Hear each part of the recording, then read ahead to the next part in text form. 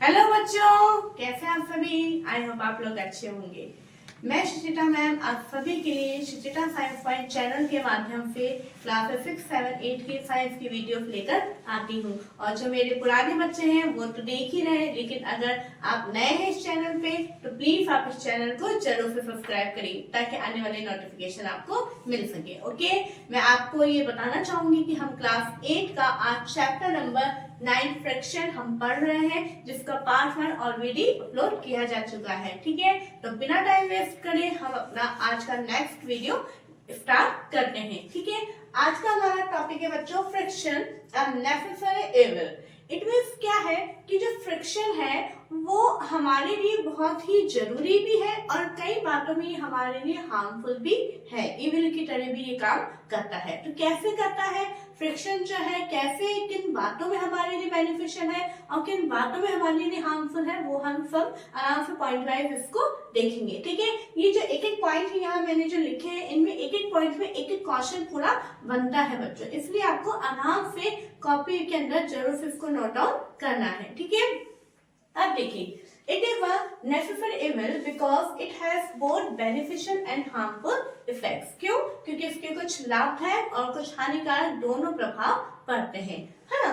Benefits of friction, अब friction के benefits यानी फायदे क्या है वो देख लेते हैं। First point is friction between our feet and the ground allows us to walk. अब क्या है, जैसे कि हम ये सारे पॉइंट वैसे देखा जाए तो हम बहुत अच्छे से हमारी जो लास्ट वीडियो थी उसके अंदर देख चुके हैं। वो क्या है कि जो फ्रिक्शन है, अब देखा था कि जो हम चलते हैं ग्राउंड पे तो हमारे जो फीट यानी जो हमारे पैरों पे और हमारा जो ग्राउंड है उसके बीच में क्या काम करता है, फ्रिक्शन काम करता है।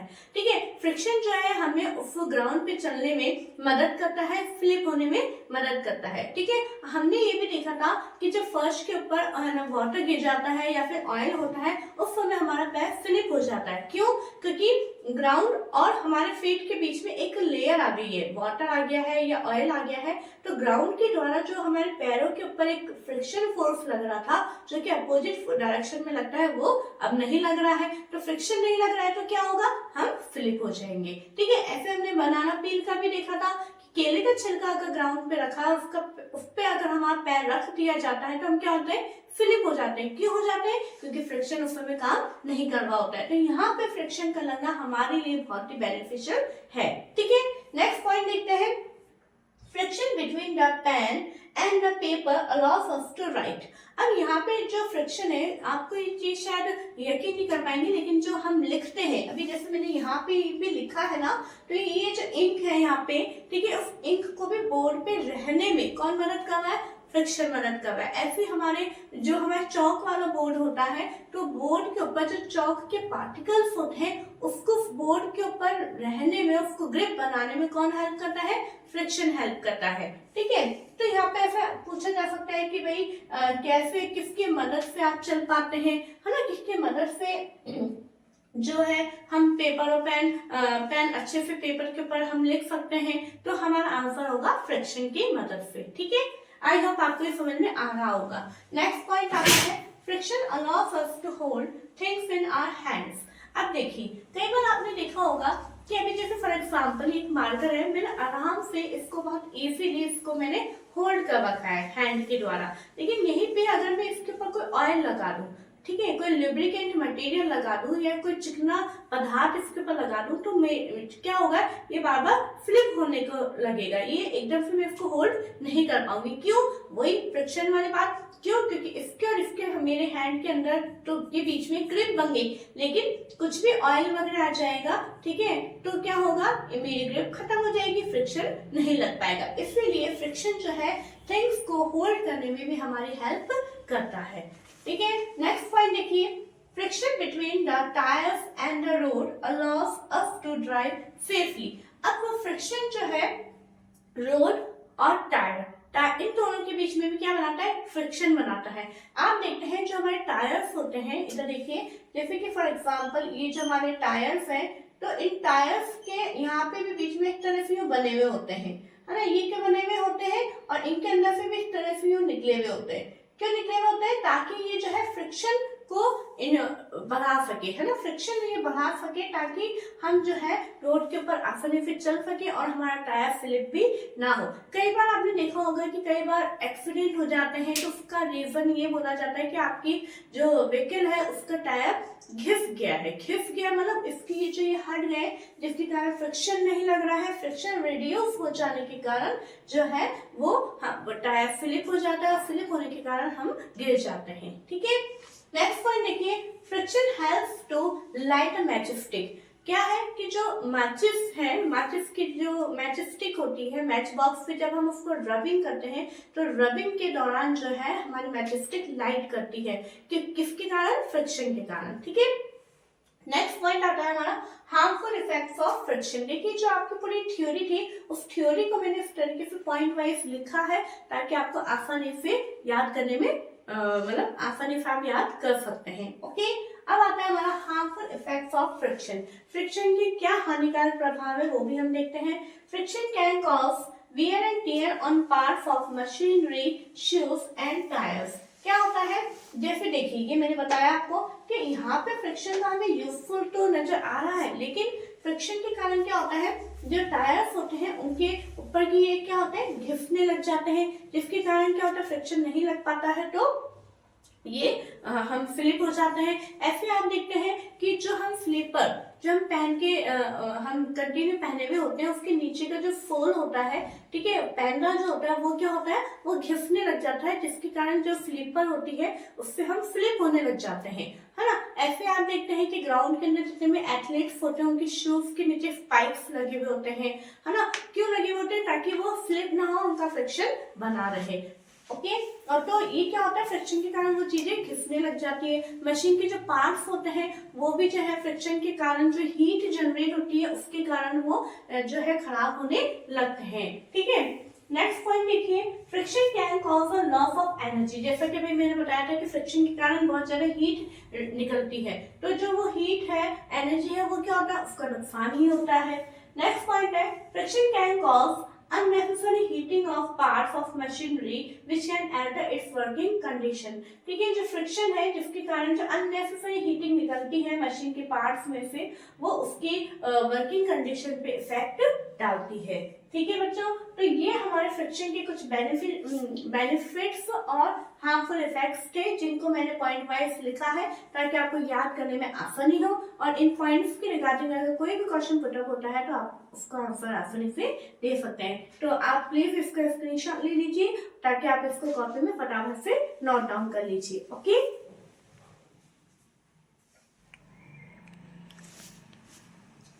ठीक है बच्चों, अब हम नेक्स्ट टॉपिक देखेंगे, इंक्रीजिंग एंड रिड्यूसिंग फ्रिक्शन।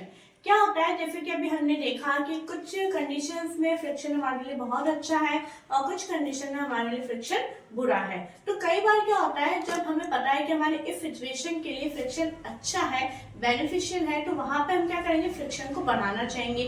और कई बार जहाँ पे हमारे लिए फ्रिक्शन बहुत ही हार्मफुल है, हमारे लिए फ्रिक्शन वहाँ अच्छा नहीं है, तो वहां हम क्या करेंगे, फ्रिक्शन को रिड्यूस करने की कोशिश करेंगे। तो कुछ हमारी जो डेली लाइफ की जो एप्लीकेशंस होती हैं, ठीक है, जो मशीन्स होती है, जो हमारा शेड्यूल होता है, हमारा लाइफ स्टाइल होता है, उसको स्मूथ बनाए रखने के लिए हमें ये काम करने होते हैं। वो कैसे करने होते हैं, आइए हम कुछ पॉइंट्स के माध्यम से देखते हैं। ठीक है, फर्स्ट पॉइंट है, the sole of our shoe is grooved because it is provide the shoes better grip on the floor so that we can move safely। देखिए ये वाला पॉइंट जो हम पहले डिस्कस कर चुके हैं कि जो हमारे शूज होते हैं उसका जो सोल होता है वो कैसे बनाया जाता है, ग्रूव्ड बनाया जाता है ना, यानी उसके अंदर से भी क्या निकले होते हैं, इस तरह के स्पाइक्स निकले हुए होते हैं। बिकॉज क्यों, क्योंकि जो शूज है वो उसको फ्लोर पे एक अच्छी ग्रिप बना के रखता है ताकि हम आराम से उस मूव जो है वो सेफली कर सकें। ठीक है, नेक्स्ट पॉइंट है हमारा, the tracked tyres of car, trucks and bulldozers provide better grip with the ground. ये भी हम देख चुके हैं कि जो हमारे टायर्स होते हैं कार के, ट्रक के, बुलडोजर के, इनके जो टायर्स होते हैं वो ट्रेडेड होते हैं, यानी एक तरह से लाइन उनमें बनी हुई होती है ताकि जो है ग्राउंड के ऊपर वो एक अच्छी बेटर ग्रिप बना सके। ठीक है, नेक्स्ट पॉइंट हमारा, we increase friction by using brake pads in the brake system of bicycle and automobile. क्या होता है कि बाइसिकल हुआ या कोई भी व्हीकल हुए, उसके अंदर जो ब्रेक्स होते हैं, उसके अंदर जो ब्रेक पैड्स होते हैं, उसके अंदर उसको हम फ्रिक्शन को इंक्रीज किया जाता है। कैसे? When we are riding a bicycle, जब हम बाइसिकल को चला रहे होते हैं तो brake pads do not touch the wheels. तो क्या होता है, जो ब्रेक के अंदर जो पैड्स लगाए होते हैं, तो जब हम ब्रेक को दबाते हैं तो क्या होता है, जो व्हील्स होते हैं वो ग्राउंड को टच नहीं करते, क्योंकि अगर बार बार ब्रेक तो हमें बहुत बार लगाना होगा। तो जब जब हम अगर ब्रेक लगाएंगे और व्हील जो है ग्राउंड पे टच होता रहेगा तो क्या होगा, वो फ्रिक्शन के कारण जो उसके जो ग्रिप है जो वो कम होने लग जाएंगे, ठीक है, जिसके कारण but when we press the brake lever these pads arrest the motion of the rim due to the friction. और लेकिन जब हम ब्रेक लेवर को प्रेस करते हैं तो इसके जो पैड्स होते हैं, जो ब्रेक के पैड्स होते हैं, वो क्या करते हैं, इसके मोशन को अरेस्ट करते हैं, यानी उसको विरोध करते हैं, ठीक है, और फ्रिक्शन के कारण जो है उसको अरेस्ट करते हैं, जिसके कारण टायर्स जो है खराब नहीं होते हैं, ठीक है। द व्हील स्टॉप मूविंग, और वहां पे जो व्हील है वो भी चलना बंद हो जाता है, ठीक है, ताकि हमारी गाड़ी आगे नहीं बढ़ती है। ओके, नेक्स्ट पॉइंट देखिए, kabaddi and gymnast players apply soil और cords substance on their hands to increase friction for better grip। आपने देखा होगा जो कबड्डी के जो खिलाड़ी होते हैं या जो जिम्नास्टिक करने वाले जो बच्चे होते हैं, वो क्या करते हैं, अपने हाथों के ऊपर मिट्टी लगाते हैं या फिर कुछ ऐसा लुब्रिकेंट सब्सटेंस लगाते हैं, ताकि जो है उसको जो पकड़ने के लिए क्या किया जाता है, एक मतलब उसको आसानी से उसकी ग्रिप बन सके, नहीं तो क्या होगा, हमारा हाथ जो है उस पे से स्लिप हो जाएगा, ठीक है। कबड्डी आप लोगों ने कई बार खेली भी होगी तो आपको इस बारे में अच्छे से अनुभव होगा। नेक्स्ट पॉइंट देखिए, अब क्या है कि ये तो थे हमारे वो पॉइंट्स जिसके अंदर हमें फ्रिक्शन को जो है क्या करना है, बढ़ाना है, हमें फ्रिक्शन को इंक्रीज करना है। लेकिन कई बार क्या होता है, फ्रिक्शन को हमें रिड्यूस करने की भी जरूरत होती है, तो उसके कुछ पॉइंट्स है। फर्स्ट पॉइंट है, when we sprinkle fine powder on the carrom board striker move smoothly. क्या होता है कि जब हम कैरम पे आपने खेला होगा, तो कैरम बोर्ड के ऊपर जब हम फाइन पाउडर, जो पाउडर होता है उसको जब हम छिड़कते हैं, स्प्रिंकल करते हैं, तो क्या होता है, जो हमारा स्ट्राइकर होता है वो बहुत ही आसानी से मूव कर जाता है, ठीक है। When a few drops of oil are poured on the hinge of a door, the door moves smoothly। कई बार क्या होता है, जो हमारा दरवाजा होता है उसके जो हिंज लगे हुए होते हैं, जो दोनों के बीच का इस तरह से उसको मूव करने में हेल्प करता है, ठीक है, वो जो वहां पे वो क्या होते हैं, जाम होने लग जाते हैं, ठीक है, गेट डोर जो आसानी से मूव नहीं कर रहा होता है, तो उसको आसानी से मूव करवाने के लिए वहां पे क्या लगाई जाती है, ऑयल या फिर ग्रीस लगाई जाती है, ताकि डोर आसानी से मूव कर सके, ठीक है। नेक्स्ट पॉइंट है, mechanic use grease and oil between the moving parts of these machines because of a thin layer is formed there and moving surface do not directly rub against each other।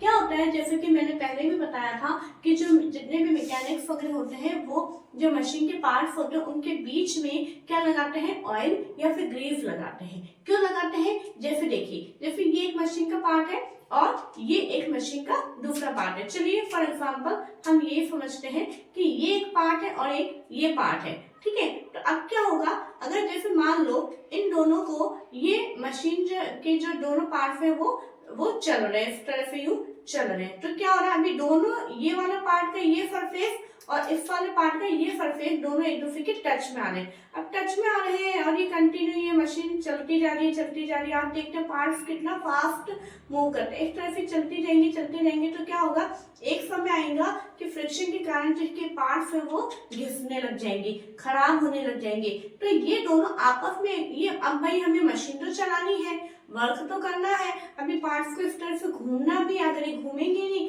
है ना, work नहीं करेंगे तो हमारी machine भी नहीं चलेगी। तब क्या किया जा सकता है, तो इसके लिए ये दोनों फ्रिक्शन के कारण घिस ना जाए, खराब ना हो जाए, तो इन दोनों पार्ट्स के बीच में क्या लगा दूंगी मैं, यहाँ पे कुछ ऑयल या फिर ग्रीस लगा दूंगी। तो इसके और इसके बीच में, दोनों के बीच में एक थिन लेयर बन जाएगी। देखिए आगे हम पढ़ेंगे, because a thin layer is formed there and moving surface do not directly rub against each other। इन दोनों के बीच में एक थिन लेयर बन जाएगी, जिसके कारण जो है ये डायरेक्टली एक दूसरे के टच नहीं होंगे, डायरेक्टली एक दूसरे को रब नहीं करेंगे, ठीक है।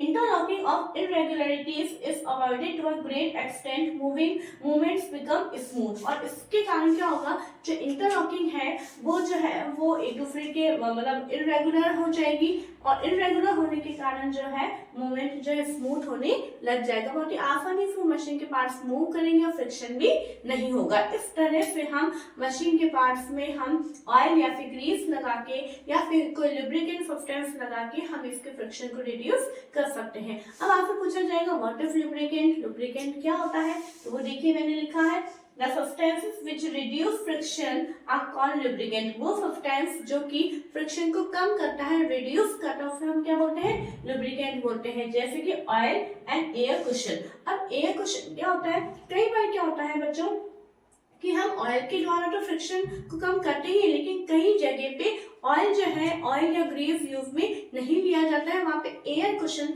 लगाए जाते हैं और वो एयर कुशन के द्वारा ही फ्रिक्शन को रिड्यूस किया जाता है। ठीक है बच्चों, तो आई होप आपको ये सारे पॉइंट्स जो है मेरे पॉइंट वाइज लेके आपको थोड़ा सा ये बताना चाहूंगी कि आप देखते होंगे मेरा पैटर्न जितना भी मैं काम करवाती हूँ पूरे कैसे पैराग्राफ में नहीं पकाया, एक एक पॉइंट के रिलेटेड अपन लिखते हैं ताकि उस पॉइंट में भी क्वेश्चन पुट अप हो तो आप आसानी से उनके आंसर दे सके। ठीक है बच्चों, अभी हमारा चैप्टर कंप्लीट नहीं हुआ है, तो प्लीज मैं चाहूंगी कि इससे पहले कि मैं आगे बढ़ूं आप प्लीज इसको जो है अपना कॉपी के अंदर नोट डाउन करिए। मैं आपको 1 मिनट के लिए दे रही हूँ टाइम।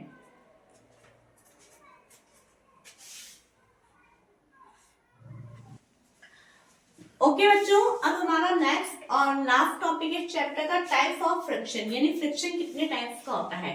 तो आपके बुक में चैप्टर में 3 टाइप्स का फ्रिक्शन है, rolling friction, sliding friction and fluid friction. ठीक है, सबसे फर्स्ट आता है हमारा रोलिंग फ्रिक्शन। ये क्या होता है, नाम से पता चल रहा है, यानी कोई ना कोई ऑब्जेक्ट रोल कर रहा है ना, एक तरह से गोल गोल घूम रहा है, इसलिए इसके कारण जो फ्रिक्शन लगता है उसको हम बोलते हैं rolling friction. When one body rolls over the surface of another body, the resistance to its motion is called rolling friction। क्या होता है कि कोई भी, जैसे कि फॉर एग्जाम्पल ये एक सरफेस है, इसके ऊपर कोई दूसरा ऑब्जेक्ट इस तरह से रोल कर रहा है, ठीक है, इस तरह से रोल कर रहा है, तो ये क्या हो रहा है कि ये एक दूसरे को क्या कर रहे हैं, रेजिस्ट कर रहे हैं मोशन, इनके एक दूसरे के मोशन को क्या कर रहे हैं, रेजिस्ट कर रहे हैं, विरोध कर रहे हैं। ठीक है, तो इस तरीके के मोशन को हम क्या बोलते हैं, रोलिंग फ्रिक्शन बोलते हैं। Rolling reduce friction, it is always easier to roll than to slide a body over another. क्या होता है कि अब आप देख सकते हैं जैसे कि हम कोई अटैची या कोई लगेज हम लेके जा रहे हैं, एक हम उसको स्लाइड करते हुए लेके जा रहे हैं और एक हम उसको रोल करवाते हुए लेके जा रहे हैं, तो कौन सबसे ज्यादा इजीएस्ट होता है, रोलिंग फ्रिक्शन ज्यादा इजी होता है। ठीक है, that is the reason it is convenient to pull luggage fitted with rollers. इसीलिए सबसे ज्यादा यही कारण है कि जो लगेज में क्या लगाए जाते हैं, रोलर्स लगाए जाते हैं ताकि हम उसको आसानी से उठा सके। ठीक है, अब देखिए नेक्स्ट आता है हमारा स्लाइडिंग फ्रिक्शन। ये क्या होता है, sliding friction is the force, ये डेफिनेशन आपकी बुक में नहीं है, मैंने लिखी है इसलिए आपको भी लिखनी है। Sliding friction is the force that resist the motion of two object sliding against each other. यानी स्लाइडिंग फ्रिक्शन वो फ्रिक्शन होता है, वो फोर्स होता है जो कि कोई भी दो ऑब्जेक्ट के बीच में कोई एक ऑब्जेक्ट स्लाइड कर रहा होता है, तो जैसे कि मान लो फॉर एग्जांपल ये कोई बॉक्स यहाँ से स्लाइड कर रहा है, तो ये जो ऑब्जेक्ट है वो इस स्लाइड को क्या करेगा, रेजिस्ट करेगा, तो ऐसे फ्रिक्शन को हम क्या बोलते हैं, स्लाइडिंग फ्रिक्शन बोलते हैं। ठीक है, it is replaced in most machines bye rolling by the use of ball bearing. क्या होता है, ये कई बार कुछ बहुत सारी मशीन्स के अंदर ये रोलिंग फ्रिक्शन, रोलिंग के द्वारा ये रिप्लेस कर दिया गया है, और ये इसका एग्जांपल है बॉल बियरिंग। बॉल बियरिंग क्या होता है, use of ball bearing between hubs and the axles of ceiling fans and bicycle. जो फैन के बीच में वो जो लगता है बॉल बियरिंग, उसके अंदर ये रोलिंग फ्रिक्शन काम में आता है। ठीक है, नेक्स्ट और लास्ट है हमारा फ्लूइड फ्रिक्शन। फ्लूइड फ्रिक्शन क्या होता है बच्चों, देखो इन फाइन्स the common name of gases and liquids is fluid. फाइन्स के अंदर सबसे पहले तो आपको ये पता होना चाहिए कि फ्लूइड क्या होता है। फ्लूइड वो होता है बच्चों की गैसेस और वाटर, जितने भी लिक्विड्स होते हैं और जितने भी गैसेस होते हैं उनको मिला के हम क्या बोलते हैं, फ्लूइड बोलते हैं। तब इनके द्वारा, यानी वाटर के द्वारा लगने, वाटर नहीं लिक्विड के द्वारा लगने वाला फ्रिक्शन और एयर के द्वारा लगने वाला फ्रिक्शन, इसको हम क्या बोलेंगे, फ्लूइड फ्रिक्शन बोलेंगे। It exert force of friction on object in motion through them. ठीक है, the frictional force on an object in a fluid depends on its speed with respect to the fluid. सबसे पहले क्या होता है कि इस ऑब्जेक्ट के ऊपर जो फ्रिक्शनल फोर्स लगता है ये किसके ऊपर डिपेंड करता है, ये इसकी स्पीड के ऊपर डिपेंड करता है, यानी जो फ्लूइड है ना उसकी स्पीड के ऊपर ये डिपेंड करता है। And it is also depends on the shape of the object, और दूसरी चीज क्या है, ये ऑब्जेक्ट की जो शेप है उसके ऊपर डिपेंड करता है। And the nature of the fluid, और फ्लूइड के नेचर के ऊपर डिपेंड करता है। ये तीन चीजें आपको ध्यान में रखनी है, यानी क्या, जो फ्लूइड फ्रिक्शन है वो एक तो फ्लूइड की स्पीड यानी कितनी तेज वो बह के निकल रहा है उसकी स्पीड, और दूसरी बात ऑब्जेक्ट की शेप कैसी है उसके ऊपर डिपेंड करता है, और तीसरा क्या, फ्लूइड का नेचर यानी फ्लूइड की प्रकृति कैसी है उसके ऊपर डिपेंड करता है ना। अब आप देखेंगे जैसे कि एक ध्यान में रखिए कि बहुत सारी चीजें होती है, जैसे कि फिश एंड बर्ड्स है, उनकी शेप हमेशा आप देखते हैं इस तरीके से होती है, आगे से बिल्कुल तिकोनी होती है ना। ऐसी क्यों होती है, हम नाव भी बनाते हैं, बोट भी बनाते हैं, शिप भी बनाते हैं, जहाज भी बनाते हैं, तो उसकी भी शेप जो आगे से इस तरह से होती है। क्यों ऐसी शेप बना दी जाती है, ताकि जो फ्लूइड की जो फ्रिक्शन लग रहा होता है उसको पार करने में जो है कम एनर्जी लग सके। देखिए यहाँ पे लिखा है Birds and fishes have to move about in fluids all the time, है ना। जैसे पक्षी है वो बेचारे हर समय एयर में ही रहते हैं, हर समय फ्लूइड के अंदर ही रहते हैं, तो एयर क्या करता है उसका विरोध कर रहा है, पक्षी को जाना है इधर, एयर जो है उसका विरोध कर रहा है। जैसे आप समझ सकते हैं कि कई बार जब हम गाड़ी चला रहे होते हैं और एकदम बहुत तेज हवा चल रही होती है, तो गाड़ी हवा जो है हमें क्या करती है, पीछे धकेलने की कोशिश करती है। इसी तरह से जो बर्ड्स है और जो फिश है वो भी पानी के अंदर ही रहती है हर समय, तो क्या होगा, इनको हर समय मूव करने में परेशानी होगी, तो इनके द्वारा जो लगता है फ्रिक्शन उसको अपन बोलते हैं फ्लूइड फ्रिक्शन। इसलिए उनकी शेप इस तरह की बना दी जाती है, नेचर ने इसी तरीके से उनकी शेप बनाई है ताकि वो इस फ्लूइड के फ्रिक्शन को पार कर सके।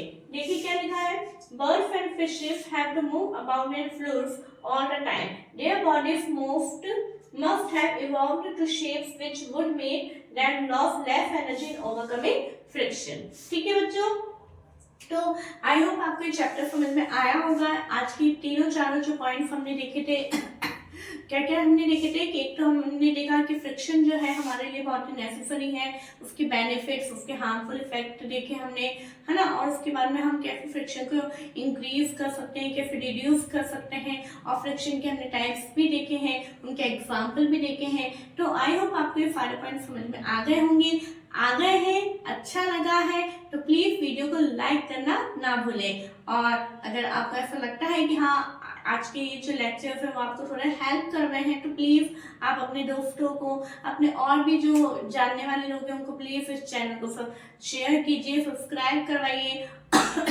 और वीडियो को ज्यादा से ज्यादा लाइक करिए। Okay, thank you.